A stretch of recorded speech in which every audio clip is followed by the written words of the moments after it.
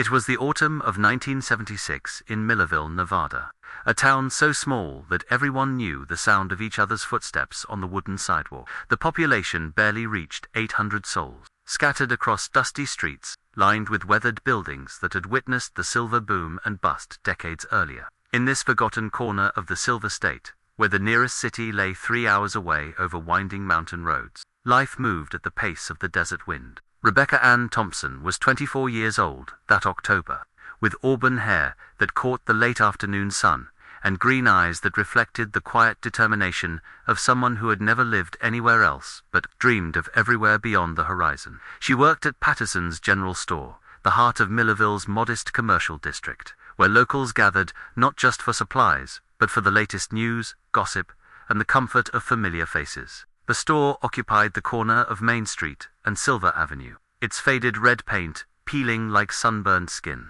Inside, wooden shelves reached toward a tin ceiling, stocked with everything from canned peaches to motor oil, from fabric to fishing line. Rebecca had worked there since graduating high school 6 years earlier, her nimble fingers dancing across the old brass cash register, while her warm smile made even the grumpiest miners feel welcome. She lived in a small apartment above Henley's Calf, just 2 blocks from the store. The apartment was nothing fancy: a bedroom, a tiny kitchen, and a living room with windows that overlooked the main street. But it was hers, paid for with her own earnings, and she had decorated it with care. Macrame wall hanging, popular in those days, adorned the walls alongside faded photographs of movie stars cut from magazines. A small television with rabbit ear antennas sat on a wooden crate, bringing fuzzy images of the outside world into her private sanctuary. Rebecca's routine was as predictable as the desert sunrise. Each morning at 7:30, she would walk the 2 blocks to Patterson's, her heeled boots clicking against the wooden sidewalks. She wore the fashion of the era bell-bottom jeans, peasant blouses, and a denim jacket that had belonged to her older brother before he left for the army. Her hair was often styled in the feathered look that Farrah Fawcett had made famous, and she carried a Macrame purse that her mother had made for her birthday. The people of Millerville had watched Rebecca grow from a shy teenager into a confident young woman. She knew everyone's preferences. At the store, old M.R. Hendricks always bought strawberry soda and peppermint candy. Mrs. Foster needed help reaching items on high shelves, and the Martinez family came in every Friday evening to stock up for the weekend. Rebecca remembered birthdays, asked about sick relatives, and had a gentle way of extending credit to families going through hard times. But Rebecca harbored dreams beyond the confines of Millerville. She had been saving money for months, keeping dollar bills and coins in a coffee can hidden behind the flour in her kitchen cabinet. Her plan was simple, yet daring for a small-town girl in 1976. She wanted to move to Reno, maybe even Las Vegas, and pursue a career in hotel management. She had written letters to several establishments, carefully typed on the old Underwood typewriter at the store after hours. On Friday evening, October 15, 1976, Rebecca closed Patterson's at 6 o'clock. Just as she had done hundreds of times before. The autumn air carried the crisp promise of winter, and the mountains surrounding Millerville wore crowns of early snow that glowed pink in the setting sun.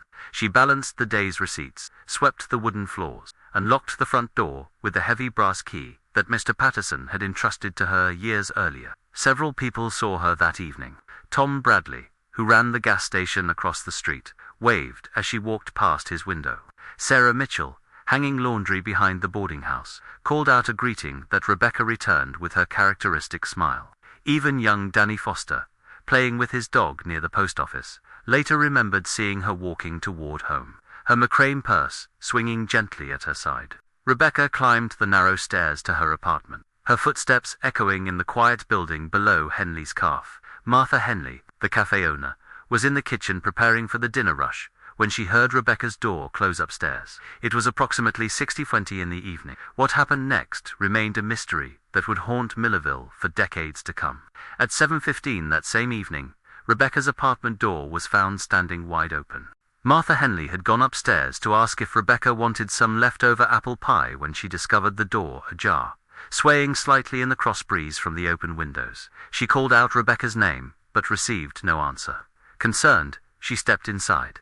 The apartment was undisturbed. Rebecca's purse sat on the small kitchen table, her wallet intact with $23 inside. Her jacket hung on the chair where she had apparently placed it upon arriving home. A cup of coffee sat half-finished on the counter, still warm to the touch. The television was on, broadcasting the evening news with the volume turned low.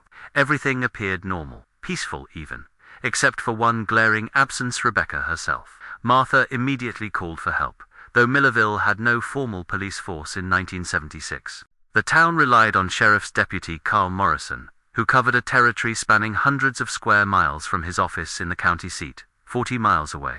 While they waited for Deputy Morrison to arrive, concerned neighbors began searching the immediate area. They checked the cafe below, the alley behind the building, and the nearby streets. They called Rebecca's name into the gathering darkness, their voices echoing off the empty storefronts and abandoned mining structures that dotted the town's periphery. But Millerville, in autumn, fell silent early, and their calls received no response. Deputy Morrison arrived at 9:30, his patrol car's headlights cutting through the desert darkness as he pulled up to Henley's Calf. A tall man in his 50s with graying hair and weathered hands. He had been working these remote areas for over 20 years. He had seen missing persons cases before, though they usually involved miners who had wandered too far into the desert, or travelers who had taken wrong turns on the confusing network of mining roads. But this was different. Rebecca hadn't wandered anywhere. She had simply vanished from a locked apartment in the middle of a town where everyone knew everyone else's business. Morrison interviewed Martha Henley first, taking careful notes in his small notebook. Martha's account was clear and consistent. She had heard Rebecca come home around 6:20, had heard the apartment door close, and had heard nothing unusual until she went upstairs, nearly an hour later, to find the door open and Rebecca gone. The deputy examined the apartment meticulously. There were no signs of struggle, no overturned furniture, no broken glass. Rebecca's few pieces of jewelry remained in a small wooden box on her dresser. Her savings, the coffee can containing $147, sat untouched in the kitchen cabinet. Even more puzzling, her coat and shoes remained in the apartment, suggesting she had left voluntarily and expected to return quickly. But perhaps the most mysterious detail was discovered by Tom Bradley, who had joined the search. Behind Rebecca's apartment building, in the narrow alley that separated it from the old assay office, he found a single footprint in the soft earth. The print appeared fresh, made by a woman's shoe, but it pointed toward the desert, rather than toward any of the town's streets or buildings. It was as if Rebecca had simply walked out of her apartment, down the back stairs, and disappeared into the vast Nevada wilderness. As midnight approached, Deputy Morrison organized a more systematic search. Using flashlights and lanterns, volunteers combed the immediate area around the town. They checked the old mining shafts, though most had been sealed years earlier for safety reasons. They searched the small cemetery on the hill, the abandoned railroad depot, and even the old schoolhouse that had been closed since the town's population dwindled. But the Nevada desert at night was a vast, unforgiving place. Beyond Millerville's handful of buildings lay thousands of acres of sagebrush, rocky canyons, and forgotten mining claims. Without daylight and proper equipment, the search was more symbolic than effective. By dawn on Saturday, October 16th, word of Rebecca's disappearance had spread throughout the valley. Residents from neighboring towns arrived to help, bringing four-wheel-drive vehicles, horses, and tracking dogs borrowed from the county's search and rescue unit. The operation expanded to cover a radius of several miles around Millerville, focusing on areas where someone might seek shelter or where an injured person might have crawled for safety. The search continued for 5 days. Volunteers walked grid patterns through the brush, climbed rocky outcroppings to scan the horizon, and followed every animal trail and old mining road. They found rusted cans, weathered pieces of mining equipment, and the scattered bones of long-dead cattle, but no trace of Rebecca Thompson. On the 6th day, as the first serious snowfall of the season began to dust the mountains white, Deputy Morrison made the difficult decision to suspend the active search. The volunteers had covered hundreds of square miles, and the approaching winter weather made further efforts dangerous for the searchers themselves. Rebecca's parents, Frank and Dorothy Thompson, who lived on a small ranch 30 miles south of Millerville, refused to accept that their daughter had simply vanished. Frank Thompson was a man carved from the same hard stone as the Nevada landscape, quiet, determined, and utterly unwilling to surrender. He continued searching on his own, driving the desert roads in his pickup truck every weekend, following rumors and tips that led nowhere. Dorothy Thompson, aged years in those first weeks after Rebecca's disappearance. The woman who had raised 5 children with quiet strength seemed to shrink into herself, as if the mystery of her daughter's fate was slowly consuming her from within. She would sit at her kitchen table for hours, staring at the last letter Rebecca had written, a cheerful note about her plans to visit for Thanksgiving. As autumn turned to winter, and winter gave way to spring, the immediate urgency of the search faded, but the questions remained. Where was Rebecca Thompson? How could someone simply disappear from their own apartment in a town where everyone knew everyone else? What had drawn her out into the desert night? And why had she never returned? The coffee can with her savings still sat in the kitchen cabinet of her apartment, which Martha Henley kept exactly as Rebecca had left it. The half-finished cup of coffee had long since been washed, but everything else remained untouched, shrine to a mystery that no one could solve. In Millerville, people began to whisper. Some suggested that Rebecca had finally acted on her dreams of leaving town, though they couldn't explain why she would abandon her savings and leave no word for her family. Others speculated about accidents, about hidden dangers in the desert that might have claimed her without leaving a trace. But as the months passed, a darker possibility began to take root in the collective consciousness of the town. Perhaps Rebecca Thompson hadn't left voluntarily. Perhaps something or someone had taken her from the safety of her apartment and into the unforgiving Nevada night. The truth, whatever it was, remained as elusive as shadows in the desert, and Millerville would never be quite the same again.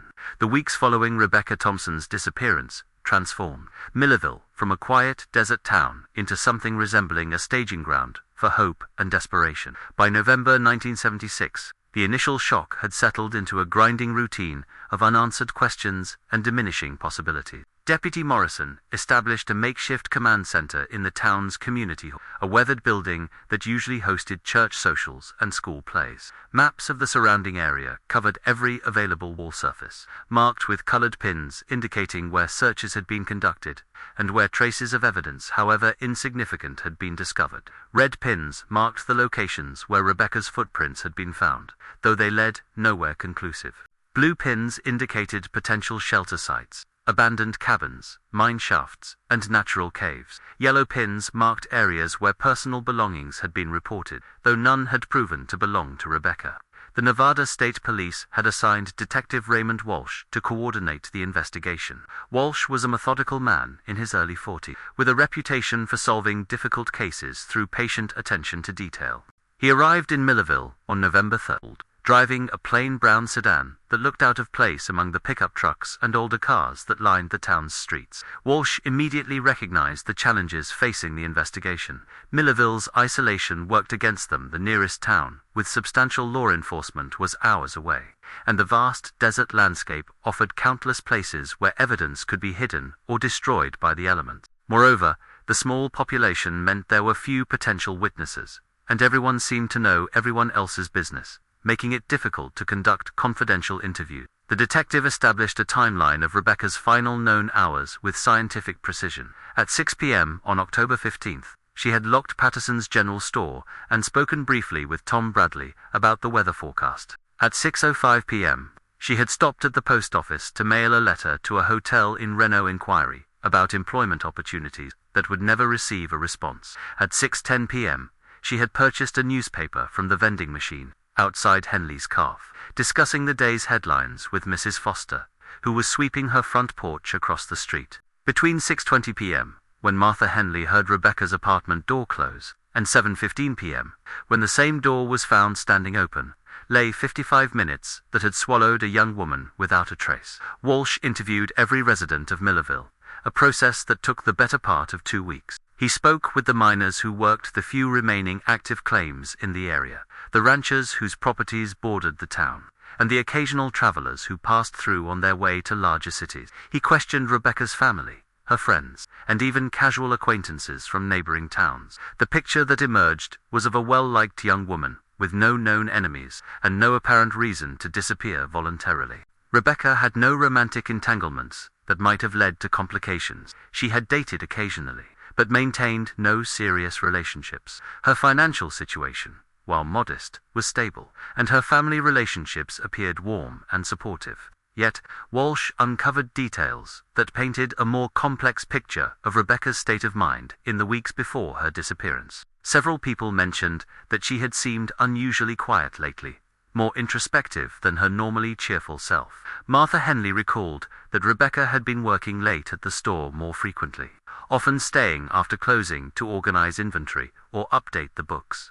Most intriguingly, Tom Bradley mentioned seeing Rebecca in deep conversation with a stranger just 3 days before she vanished. The man had been driving a dark-colored sedan with out-of-state license plates, and he had stopped at Bradley's gas station to ask directions to Millerville. Bradley had pointed him toward the town center and thought nothing more of it, until he saw the same man talking with Rebecca outside Patterson's store the following afternoon. They looked like they knew each other, Bradley told Detective Walsh. Not like a customer asking for help, but like they were discussing something important. Rebecca seemed serious, maybe even concerned about something. Walsh attempted to trace this mysterious visitor, but without a clear description of the license plate or the man's identity, the lead proved impossible to follow. The sedan had not been seen again in Millerville, and no one else could provide additional details about the stranger or his business in town. As December arrived, bringing the harsh Nevada winter with it, the search efforts became increasingly difficult. Snow blanketed the higher elevations, making the mountain roads treacherous and limiting access to areas that might have concealed evidence. The volunteer searchers, many of whom had their own ranches and businesses to maintain, could only spare weekends for the effort. Frank Thompson continued his solitary vigil, driving the desert roads in conditions that would have deterred most people. His pickup truck became a familiar sight to residents of the scattered communities throughout the valley, appearing at remote gas stations and truck stops where he would show Rebecca's photograph to anyone willing to look. He carried a notebook filled with names and phone numbers of people who claimed to have seen someone matching Rebecca's description, though none of these sightings ever led to concrete evidence. Dorothy Thompson's response to her daughter's disappearance was markedly different from her husband's restless searching. She seemed to withdraw into herself, spending long hours in Rebecca's childhood bedroom, which she had preserved exactly as it had been when Rebecca moved to her apartment in town. The room became a shrine of Swordston age. Posters still adorned the wall, school books sat on the desk, and Rebecca's high school graduation dress hung in the closet. The psychological toll on the Thompson family was evident to everyone who knew them. Frank lost weight and developed a persistent cough that he refused to have examined by a doctor. Dorothy aged visibly, her brown hair turning gray almost overnight, and she began attending church services daily, praying for guidance and strength that seemed increasingly elusive. Rebecca's 4 siblings, 2 older brothers who had left Nevada for work in California, an older sister living in Colorado, and a younger brother still in high school, struggled with their own grief and helplessness. The older siblings made frequent trips home, disrupting their own lives and careers to support their parents and participate in search efforts. The younger brother, Daniel, who was 17 and had been close to Rebecca, became withdrawn and rebellious, his grades suffering as he grappled with the incomprehensible loss. In Millerville itself, the disappearance created an atmosphere of unease that permeated daily life. People began locking their doors for the first time in years, and parents kept closer watch on their children. The easy familiarity that had characterized the town's social interactions gave way to a subtle but persistent anxiety. Conversations often turned to speculation about what might have happened to Rebecca, and theories ranged from the plausible to the absurd. Some residents believed that Rebecca had been the victim of a random crime, perhaps perpetrated by someone passing through town who had noticed her routines and seen an opportunity. Others suggested that she might have witnessed something she shouldn't have, perhaps illegal activity, related to the drug trafficking that was becoming increasingly common along the remote highways of rural Nevada. A more disturbing theory began to circulate in whispered conversations, that someone in Millerville itself was responsible for Rebecca's disappearance. The idea that a neighbor, a friend, or even a family member might have harmed Rebecca was almost too terrible to contemplate, but the complete absence of evidence pointing to an outsider made it impossible to dismiss entirely. Detective Walsh was aware of these speculations and conducted thorough background checks on every male resident of Millerville and the surrounding area. He found the usual collection of minor infractions: bar fights, drunk driving citations, disputes over property lines, but nothing that suggested a propensity for violence or crime. serious enough to result in kidnapping or murder. The investigation expanded to include examination of Rebecca's personal belongings, searching for clues about her state of mind or potential threats she might have faced. Walsh spent hours in her apartment, now preserved exactly as it had been found, looking for anything that might provide insight into her final hours. He discovered that Rebecca had been keeping a diary, though the entries were sporadic and generally mundane observations about work, comments about movies she had seen, notes about letters she planned to write to friends who had moved away. The final entry, dated October 12th, 3 days before her disappearance, was particularly brief. Talked to someone today who made me think about things differently. Not sure what to make of it yet. Need to decide what's right. This cryptic entry became a focal point of the investigation. Walsh questioned everyone who might have had meaningful conversations with Rebecca during that time period, but no one could recall discussing anything that seemed significant enough to warrant such a reflection. The identity of the person who had made Rebecca think about things differently remained as mysterious as her disappearance itself. As winter deepened and 1976 drew to a close, the official search was scaled back to periodic sweeps of areas that hadn't been thoroughly examined earlier. The Nevada State Police maintained the case as an active investigation, but resources were limited, and other crimes demanded attention. Detective Walsh continued to follow up on tips and reported sightings, but the leads grew increasingly unreliable as time passed. The local media, which had initially covered Rebecca's disappearance with considerable attention, gradually moved on to other stories. The Las Vegas newspapers had featured her case prominently for several weeks, and even some California papers had picked up the story. But by December, Rebecca Thompson's name appeared in print only occasionally, usually in year-end summaries of unsolved crimes. This media silence was particularly painful for Rebecca's family, who felt that their daughter was being forgotten by the outside world. Frank Thompson wrote letters to newspaper editors, pleading for continued coverage, while Dorothy contacted television stations in Las Vegas and Reno, hoping to generate renewed interest in the case. Their efforts met with limited success. A Reno television station aired a brief segment about Rebecca's case in February 1977, resulting in several phone calls to the police, but none provided useful information. A Las Vegas newspaper published a longer article on the 6-month anniversary of her disappearance, but it largely rehashed information that had been reported earlier. As spring arrived in 1977, bringing wildflowers to the desert and snowmelt to the mountains, Millerville slowly began to adapt to the reality that Rebecca Thompson might never return. The community hall's maps were taken down and stored in boxes, though Detective Walsh kept copies in his office. The volunteer search groups disbanded, their members returning to the routines of daily life that Rebecca's disappearance had so dramatically interrupted. But the absence remained. Patterson's General Store hired a new clerk, a middle-aged woman from a neighboring town who was efficient but lacked Rebecca's warmth and familiarity with the customers. Martha Henley kept Rebecca's apartment exactly as it had been, unable to bring herself to rent it to someone else. The town seemed somehow diminished, as if losing Rebecca had taken away some essential element of its character. 1 year after Rebecca's disappearance, a small memorial service was held at the Millerville Community Church. The service was attended by nearly everyone in town, as well as Rebecca's family and friends from throughout the valley. There was no body to bury, no grave to mark, only memories and the terrible uncertainty that haunted everyone who had known her. Frank Thompson spoke at the service, his voice steady but his hands trembling as he held the small photograph of his daughter that had become the image most associated with her disappearance. He talked about Rebecca's dreams, her kindness, and her hope for a future that had been stolen from her.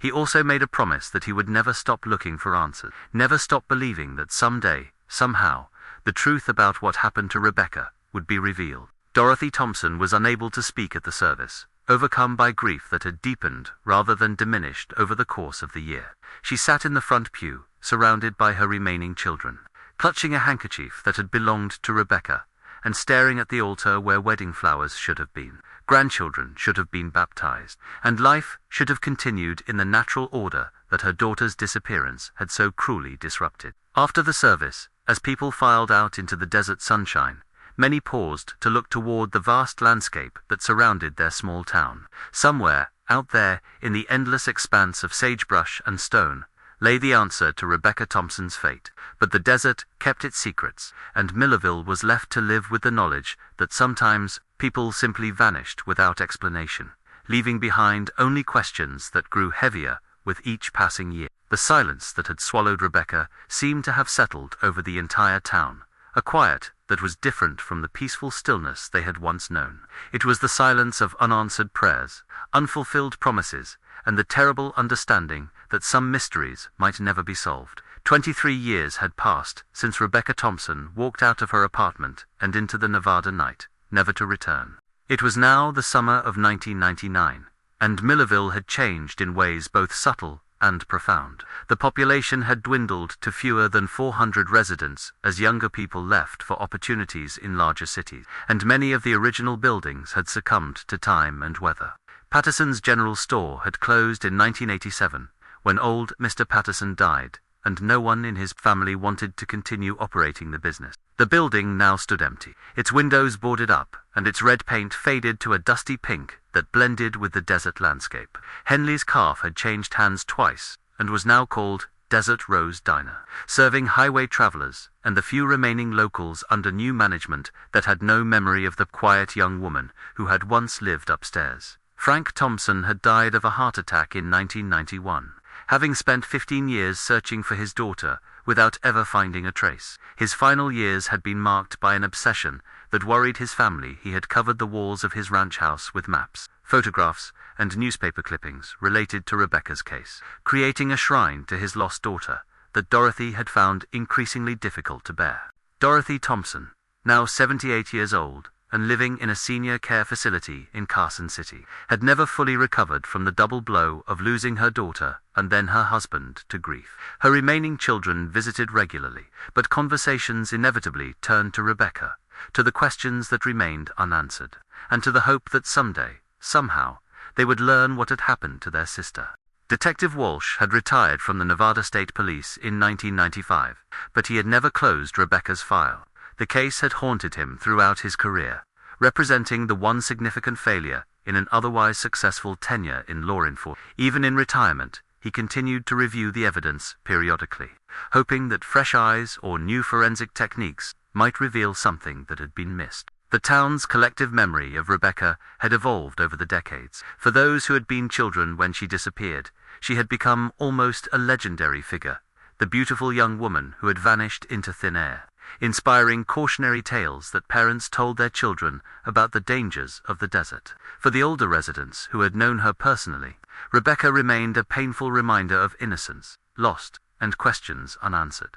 It was against this backdrop of faded memories and resigned acceptance that the first breakthrough in Rebecca Thompson's case would finally emerge. On July 16, 1999, a real estate developer named James Crawford arrived in Millerville with plans to renovate the old Patterson's General Store building. Crawford represented a Las Vegas investment group that specialized in purchasing abandoned properties in rural Nevada, hoping to capitalize on the state's growing tourism industry by creating rustic shopping destinations that would appeal to city dwellers seeking authentic Western experiences. Crawford was a practical man in his 50s, more interested in square footage and structural integrity than in local history.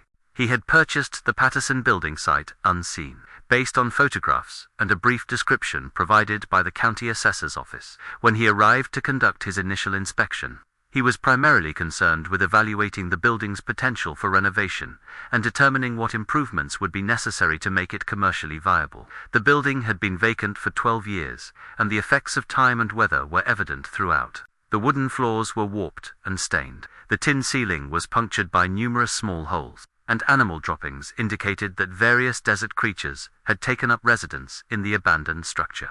Crawford made methodical notes as he moved through the building, calculating costs and assessing the feasibility of his renovation plans. It was while examining the building's basement that Crawford made the discovery that would resurrect Rebecca Thompson's case and shake Millerville to its foundations. The basement of Patterson's General Store had served as storage space for overstock inventory and seasonal items. It was accessed through a narrow wooden staircase near the back of the building, and the low ceiling made it an uncomfortable space for anyone taller than average height. When Crawford descended the stairs, flashlight in hand, he found what he expected: shelves lined with dust-covered boxes, old advertising signs, and the accumulated debris of decades in retail business. But as he moved deeper into the basement, sweeping his flashlight beam across the far wall, Crawford noticed something that didn't belong with the commercial detritus. Wedged behind a tall shelf unit that had apparently been moved at some point over the years, partially hidden by shadows and covered with dust, was what appeared to be a woman's purse. Crawford's first instinct was to dismiss the object as another piece of forgotten merchandise, perhaps a purse that had been shoplifted and abandoned, or a personal item left behind by a former employee. But something about its placement struck him as odd. The purse was positioned in a way that suggested it had been deliberately concealed, rather than carelessly discarded. Using his flashlight to illuminate the area more clearly, Crawford carefully moved the shelf unit and retrieved the purse. It was a McCrame handbag, in a style that he recognized as distinctly vintage, probably dating from the 1970s. The material was remarkably well preserved, protected from the elements by the basement's dry environment and the shelf that had concealed it. Crawford opened the purse and found its contents intact: a wallet containing a Nevada driver's license issued to Rebecca Ann Thompson, $23 in cash, a small address book with handwritten entries, a tube of lipstick, car keys, and a folded piece of paper with writing on it. For a moment, Crawford stood in the dusty basement, holding the purse and trying to process what he had found. He was not a local resident and had no knowledge of Rebecca Thompson's disappearance, but the dates on the driver's license and the vintage style of the purse suggested that this was not a recent loss. This was something that had been hidden in the basement for a very long time. Crawford immediately contacted the county sheriff's office, explaining that he had found what appeared to be evidence related to a possible crime. Within an hour, Deputy Susan Martinez arrived at the Patterson building, accompanied by a crime scene technician from the State Police Laboratory in Carson City. Deputy Martinez was young enough that she had not been involved in the original investigation of Rebecca's disappearance, but she was familiar with the case from academy training and departmental folklore. The moment she saw the driver's license in Rebecca Thompson's name, she understood the significance of Crawford's discovery. The purse and its contents were carefully photographed and catalogued before being transported to the State Crime Laboratory for detailed forensic analysis. The scene in the basement was processed with the same attention to detail that would be applied to a fresh crime scene, even though 23 years had passed since the evidence had been concealed. News of the discovery spread through Millerville with the speed that only significant events achieve in small towns. By evening, word had reached Rebecca's surviving family members, Detective Walsh in his retirement, and reporters from newspapers throughout Nevada.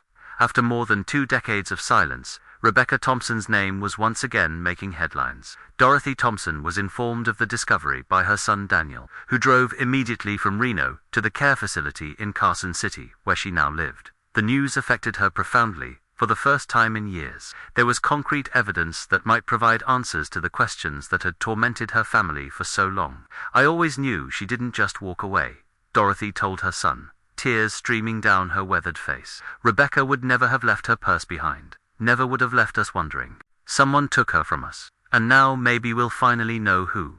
Detective Walsh, despite his retirement, was contacted by the current investigators and invited to assist with the analysis of the newly discovered evidence. The former detective had maintained detailed files on Rebecca's case throughout his career, and his institutional knowledge proved invaluable as investigators began to examine the implications of finding her purse hidden in the basement of the building where she had worked. The folded piece of paper found in Rebecca's purse proved to be the most intriguing element of the discovery. When carefully unfolded and examined under laboratory conditions, it revealed a handwritten note that appeared to have been written hurriedly, in Rebecca's own handwriting, according to samples from her diary and other personal documents. The note was brief, but ominous. "If something happens to me, check the old mining records at the courthouse. The answer is in the Silver Bell claim from 1952.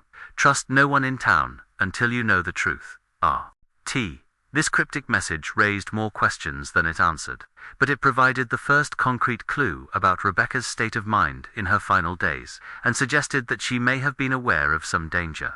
The reference to mining records and the Silver Bell claim indicated that Rebecca had uncovered something significant, something that may have motivated her disappearance, or led to her being silenced by someone who wanted to keep the information secret. Investigators immediately began researching the Silver Bell mining claim. a process that required examining records dating back nearly 50 years. The claim was located approximately 15 miles northeast of Millerville, in a remote area of desert that had been thoroughly searched in the weeks following Rebecca's disappearance. According to county records, the claim had been owned by a partnership of 3 men in 1952, but had been abandoned by 1960 when mining operations proved unprofitable. More significantly, investigators discovered that one of the original partners in the Silver Bell claim had been Thomas Patterson, the same man who had owned the general store where Rebecca worked and where her purse had been hidden for 23 years. This revelation cast an entirely new light on Rebecca's disappearance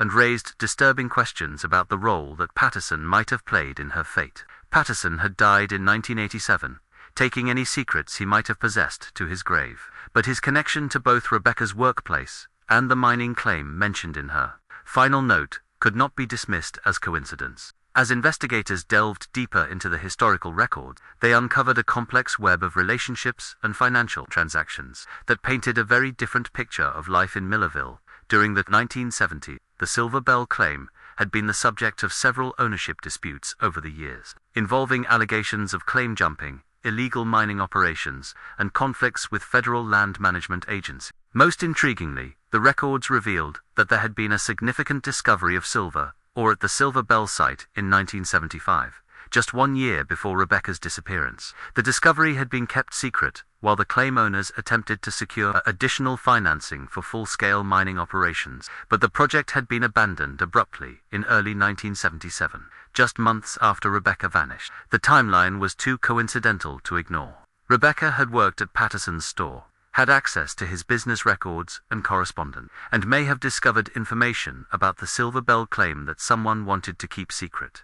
Her final note suggested that she had uncovered something significant and was concerned enough about her safety to leave a written record of her suspicions. But if Rebecca had indeed been silenced because of her knowledge about the Silver Bell claim, who was responsible? Patterson himself was an obvious suspect, but there had been 2 other partners in the original claim, and the investigation of the silver discovery in 1975 revealed the involvement of additional investors and mining contractors. The basement, where Rebecca's purse had been hidden, belonged to Patterson's building, suggesting either that he had concealed it there himself or that someone with access to the store had done so.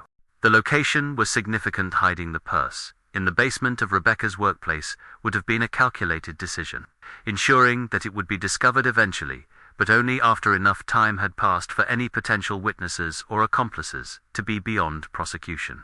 As investigators worked to piece together the events of 1976, they faced the challenge of investigating a decades-old crime involving people who were mostly dead and evidence that had been corrupted by time. The discovery of Rebecca's purse had opened a new chapter in the investigation, but it had also revealed the complexity of the mystery that had haunted Millerville for more than 20 years. The basement of Patterson's general store, once merely a storage space for retail inventory, had become the focal point of a renewed effort to solve one of Nevada's most enduring cold cases. The dusty concrete walls that had concealed Rebecca's purse for so long now seemed to whisper with secrets, promising answers while guarding the truth with the same stubborn silence that had protected it for more than 2 decades. In the summer heat of 1999, as crime scene technicians continued to process evidence and investigators pored over mining records from the 1950s, Millerville found itself once again at the center of a mystery that had defined its identity for a generation.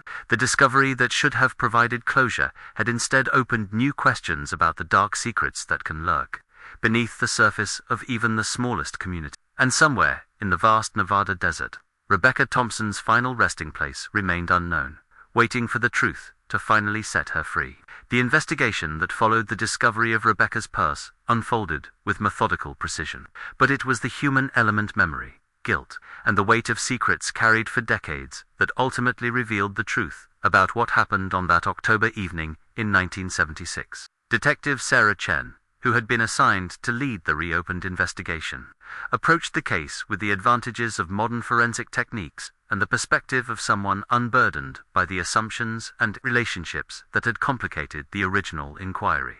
Chen was a specialist in cold cases, having successfully resolved several decades-old disappearances during her tenure with the Nevada State Police. The forensic analysis of Rebecca's purse yielded several significant discoveries. Fingerprints lifted from the wallet, and other items confirmed that Rebecca had handled these objects. But they also revealed the presence of prints belonging to Thomas Patterson.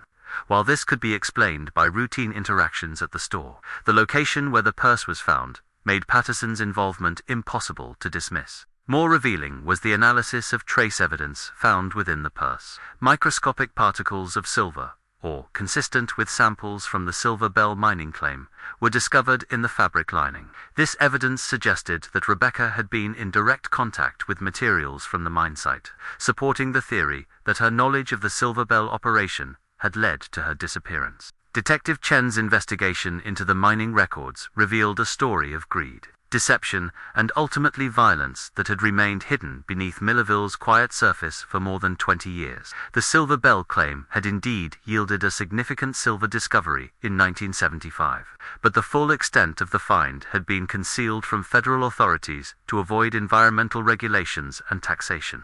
The three original partners, Thomas Patterson, Harold Brennan, and Robert Mesa, had been joined by additional investors when the scale of the discovery became apparent. Among these silent partners was a Las Vegas businessman named Vincent Castellano, who had connections to organized crime and a reputation for eliminating problems that threatened his financial interests. As Chen delved deeper into the relationships between these men, she uncovered evidence of a systematic effort to conceal the true value of the Silver Bell operation. False assay reports had been filed with county authorities, environmental impact studies had been falsified, and profits from the illegal mining operation had been laundered through legitimate businesses throughout Nevada. Rebecca's position at Patterson's General Store had given her access to correspondence and financial records that revealed the scope of the deception. According to bank records that Chen was able to obtain through court orders, Patterson had been receiving substantial cash payments from Castellano throughout 1976, amounts far exceeding what the store's legitimate business could have generated. The breakthrough in understanding Rebecca's final days came from an unexpected source. Harold Brennan's widow, Margaret, who had been living quietly in a retirement community in Arizona since her husband's death in 1993. Margaret Brennan was now 84 years old, suffering from earlier stage dementia, but she retained vivid memories of the events surrounding Rebecca's disappearance. Detective Chen traveled to Arizona to interview Margaret Brennan, accompanied by a social worker and Margaret's daughter, Linda, who had agreed to the interview in hopes of finally learning the truth about events that had troubled her family for decades. The conversation took place in Margaret's modest apartment, surrounded by photographs of her late husband and mementos from their life in Nevada. Margaret's account of the events of October 1976 was fragmented but compelling. She revealed that her husband Harold had come home on the evening of October 15th in a state of extreme agitation, claiming that the Thompson girl had found out about the operation, and that Castellano was demanding immediate action to protect their interests. Harold was terrified, Margaret told Detective Chen, her aged hands trembling as she spoke. He said Tom Patterson had been careless, that Rebecca had seen documents she shouldn't have seen. Harold wanted to go to the police, but Tom and that man from Las Vegas, they wouldn't hear of it. They said it was too late for that too much money was involved. According to Margaret's recollection, her husband had received a phone call later that evening, after which he had left the house and not returned until the following morning. When he came home, Harold was pale and shaken, and he told Margaret that Rebecca Thompson would not be causing any more problems, but that she must never speak of what he had told her. "He made me promise to keep quiet," Margaret said, tears streaming down her weathered face. "He said if I ever told anyone, the same thing would happen to our family. I kept that promise for over 20 years, even after Harold died. But I can't take it to my grave. That poor girl's family deserves to know the truth." Margaret's testimony provided the missing piece of the puzzle, but it also raised new questions about the specific circumstances of Rebecca's death and the location of her remains. Harold Brennan had taken those secrets to his grave, and Thomas Patterson had died without ever confessing his role in the crime. However, Margaret was able to provide one additional clue that proved crucial to the investigation. She remembered that Harold had mentioned a specific location where the problem had been taken care of, an abandoned mineshaft on the Silver Bell claim that had been sealed with concrete shortly after Rebecca's disappearance. Detective Chen immediately organized an expedition to the Silver Bell site, bringing along ground-penetrating radar equipment and a team of forensic archaeologists. The mining claim was located in a remote area of the Nevada desert, accessible only by rough dirt roads that had deteriorated significantly over the decades. The site showed clear evidence of having been actively mined in the 1970s, despite official records indicating that the claim had been abandoned. Heavy equipment had carved terraces into the hillside, and several shaft openings were visible, most of which had been sealed with concrete plugs that appeared much newer than the original mining operations. Using the ground-penetrating radar, the team identified several areas where the subsurface showed anomalies consistent with filled mineshafts. One location, approximately 50 yards from the main mining site, showed a particularly distinct signature that suggested organic material had been buried beneath the concrete seal. The excavation of this site required careful planning and specialized equipment. The concrete plug was several feet thick and had to be removed in sections to avoid damaging any evidence that might lie beneath. The work was painstaking and emotionally charged, as investigators understood that they might be uncovering Rebecca Thompson's final resting place after more than 20 years. On September 3, 1999, beneath 6 feet of carefully poured concrete and desert sand, the excavation team made the discovery that would finally bring closure to Rebecca Thompson's case. Human remains, later confirmed through dental records to be those of Rebecca, were found at the bottom of the abandoned mineshaft, along with personal items that matched descriptions provided by her family. The forensic examination revealed that Rebecca had died from blunt force trauma to the head, consistent with having been struck by a heavy object. The injury pattern suggested that the attack had been sudden and violent, likely occurring during a confrontation rather than as the result of a planned execution. More significantly, the examination revealed that Rebecca had been wearing different clothing than what she had been dressed in when she disappeared from her apartment. This evidence supported the theory that she had left her apartment voluntarily, perhaps to meet someone, and had been killed elsewhere before her body was transported to the mine site. The discovery of Rebecca's remains prompted a renewed examination of all the evidence, including a more detailed analysis of the note found in her purse. Handwriting experts confirmed that the note had been written under stress, with subtle variations in Rebecca's normally neat penmanship, suggesting fear or urgency. Detective Chen theorized that Rebecca had discovered evidence of the illegal mining operation through her work at Patterson's store, possibly by observing unusual financial transactions or by accidentally seeing correspondence between Patterson and his partners. Recognizing the danger of her situation, Rebecca had written the note as insurance, hoping that if something happened to her, the truth would eventually be discovered. The final piece of the puzzle came from an analysis of telephone records from October 1976, which had been preserved in the archives of the local telephone company.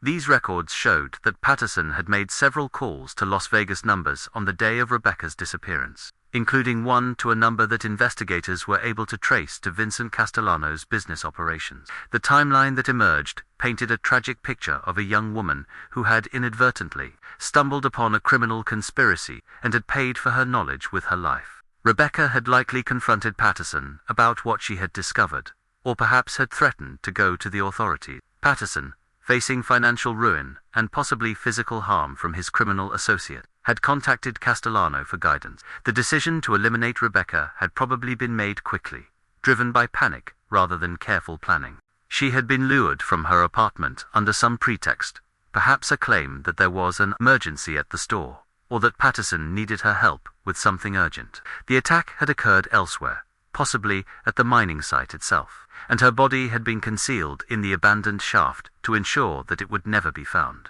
The conspirators had then staged the scene at Rebecca's apartment to make it appear that she had left voluntarily. Her purse had been hidden in the basement of Patterson's store, probably as a precaution in case questions arose about her personal belongings. The fact that her savings had been left untouched in her apartment had been intended to support the theory that she had not planned to leave permanently. Vincent Castellano, the man who had likely ordered Rebecca's death, had died of natural causes in 1987, taking his secrets with him. Robert Mesa, the third partner in the Silver Bell claim, had disappeared in 1978 and was presumed dead, possibly having been eliminated by Castellano to ensure his silence. Of the principal conspirators, only Thomas Patterson had lived a normal life after Rebecca's murder, carrying his guilt until his death in 1987. The revelation of the truth about Rebecca Thompson's disappearance sent shockwaves through Millerville and the broader Nevada community. The idea that a respected businessman like Thomas Patterson could have been involved in murder for financial gain challenged the assumptions that residents had held about their town and its history. For Rebecca's family, the discovery of her remains brought a mixture of relief and renewed grief. Dorothy Thompson, despite her advanced age and failing health, insisted on attending Rebecca's funeral, which was held in October 1999, 23 years after her daughter's death. "We can finally lay her to rest," Dorothy said at the service, her voice barely audible, but her words carrying the weight of more than 2 decades of uncertainty. "Rebecca can come home now." The funeral was attended by hundreds of people, including many who had participated in the original search efforts and investigators who had worked on the case over the years. Detective Walsh, now in his 70s, but still sharp and determined, served as one of the pallbearers, finally able to close the case that had haunted his career. Rebecca was buried in the Millerville Cemetery, on a hill overlooking the town where she had lived and dreamed of a future that had been stolen from her. Her gravestone bore a simple inscription: Rebecca Ann Thompson, 1952 a 1976. Beloved daughter and sister. Truth finally revealed. The criminal case against the surviving conspirators could not be prosecuted, as all the principal actors were dead. However, the investigation had revealed the extent of the illegal mining operation, and had resulted in civil proceedings that recovered substantial assets for environmental cleanup efforts at the Silver Bell site. The story of Rebecca Thompson's murder became a cautionary tale about the corruption that could flourish in isolated communities and the price that could be paid by those who threatened powerful interests. It also demonstrated the persistence of truth and the power of evidence to survive even decades of concealment. For Millerville, the resolution of Rebecca's case marked the end of an era of uncertainty and the beginning of a process of healing that would take years to complete. The town had lost its innocence long ago, but it had finally gained something perhaps more valuable: the truth about what had happened to one of its own, and the knowledge that even the darkest secrets could not remain hidden forever. In the end, Rebecca Thompson had been vindicated. Her final note, her faith that the truth would eventually emerge, and her family's refusal to give up hope had all contributed to a resolution that brought justice, if not in a court of law, then in the court of history and human memory. The silence that had protected her killers for 23 years had finally been broken, and Rebecca's voice could be heard once more, speaking from beyond the grave to ensure that her story would not be forgotten and that her death would not be in vain. 5 years after Rebecca Thompson's remains were finally laid to rest in the Millerville Cemetery, the desert town had transformed once again, but this time the change carried a sense of redemption rather than loss. The revelation of the truth about Rebecca's murder had sparked a period of reflection and renewal that touched every aspect of the community's identity. Dorothy Thompson passed away peacefully in her sleep on March 15, 2004, just months before what would have been Rebecca's 52nd birthday. Her family took comfort in knowing that Dorothy had lived to see her daughter's case resolved and had been able to visit Rebecca's grave multiple times before her own death. At Dorothy's funeral, the pastor spoke of a mother's love that had transcended death itself, sustaining hope through more than 2 decades of uncertainty until truth finally prevailed. The Thompson family established the Rebecca Ann Thompson Memorial Foundation in 2001, dedicated to supporting families of missing persons and funding cold case investigations throughout Nevada.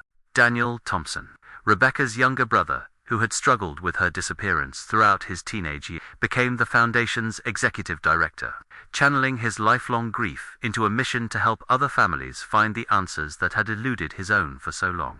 Rebecca always believed in doing what was right, even when it was difficult. Daniel said at the foundation's inaugural fundraising event, "We want to honor her memory by making sure that other families don't have to endure the uncertainty that we lived with for 23 years. The foundation's work led to the resolution of 3 additional cold cases in its first 5 years of operation, providing closure to families who had waited decades for answers about their missing loved ones. Each success was celebrated as a victory, not just for the specific family involved, but as a testament to Rebecca's enduring legacy and the power of persistence in the face of seemingly insurmountable obstacles. Detective Sarah Chen, whose investigation had finally solved Rebecca's case, became a nationally recognized expert in cold case methodology. She wrote extensively about the importance of preserving evidence and maintaining hope, even when investigations appeared to have reached dead ends. The Rebecca Thompson case became a standard study in police academies across the country,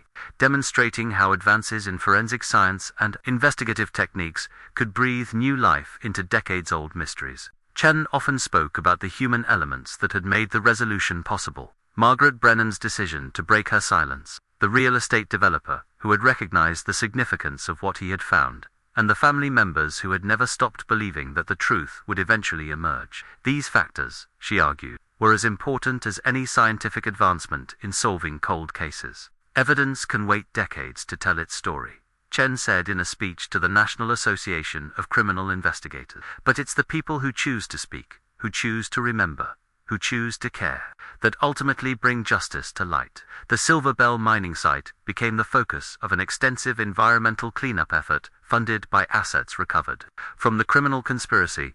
The contaminated soil was removed and properly disposed of, and the area was restored to its natural desert state. A small memorial marker was placed at the site, not to commemorate the crime that had occurred there, but to honor Rebecca's memory and serve as a reminder that the truth, no matter how deeply buried, would eventually surface. Millerville itself underwent a gradual but meaningful transformation in the years following the resolution of Rebecca's case. The town's history, once overshadowed by mystery and uncertainty, could now be told as a complete story that included both tragedy and ultimate redemption.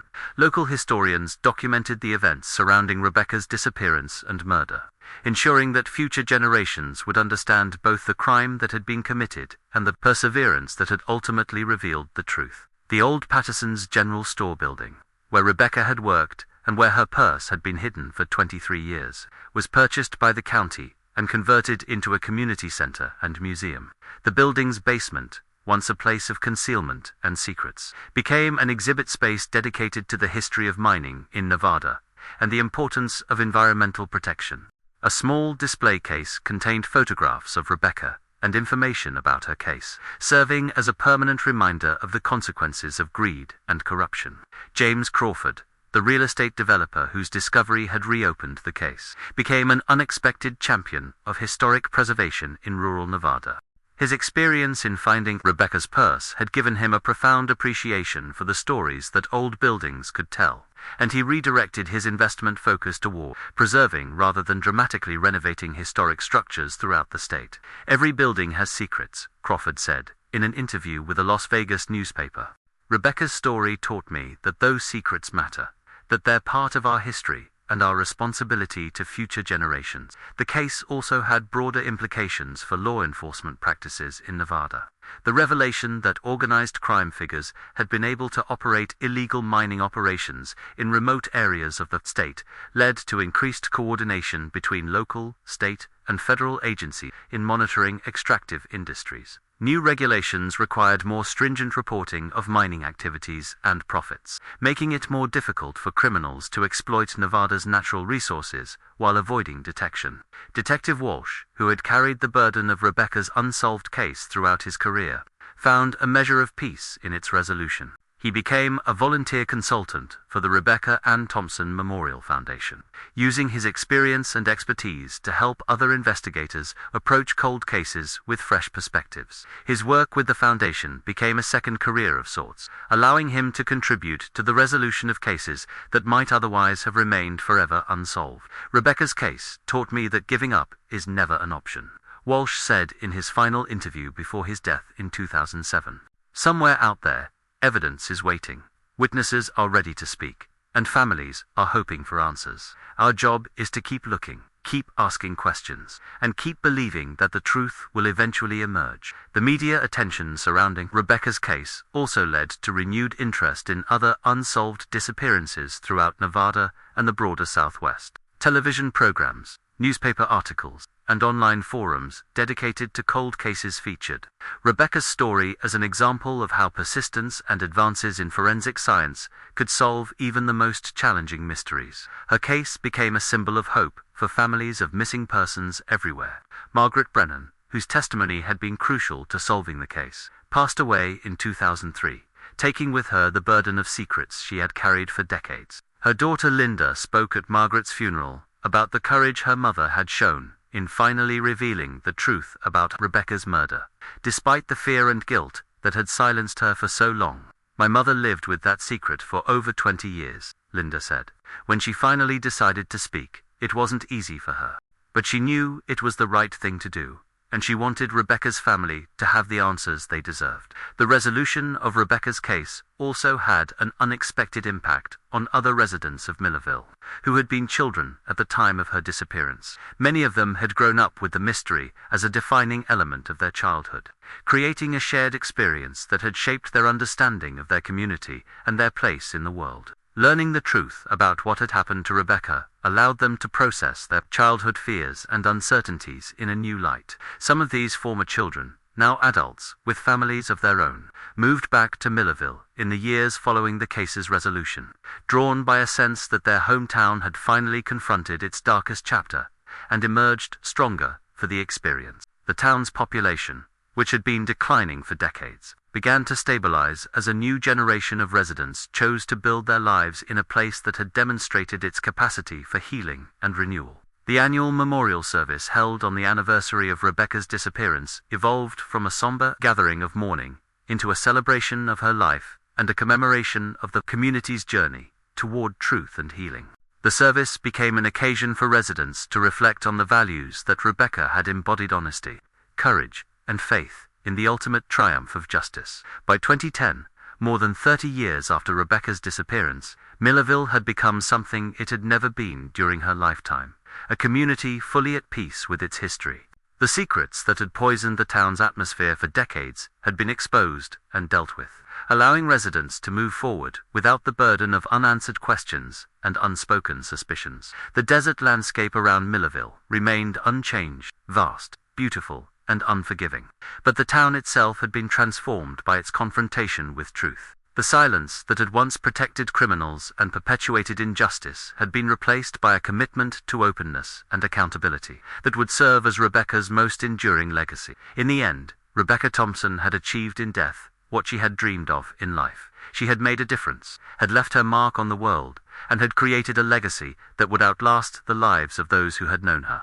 Her story became a testament to the power of truth to survive even the most determined efforts to bury it, and to the possibility of redemption for communities willing to confront their darkest chapters. The questions that had haunted Millerville for nearly a quarter century had finally been answered, but the impact of those answers continued to resonate through the years that followed. Rebecca's case had taught everyone involved: her family, the investigators, the community, and the countless others who had followed her story, that justice delayed is not necessarily justice denied, and that hope, properly nurtured, can survive even the longest and darkest winters. Sometimes the desert gives up its secrets. Sometimes truth proves stronger than time, stronger than fear, stronger than the forces that seek to bury it. And sometimes a young woman's faith in justice, written in her own hand on a piece of paper, hidden in a McCrane purse, can reach across decades to ensure that her voice is finally heard and her story is finally told. In the end, the silence spoke louder than any confession ever could.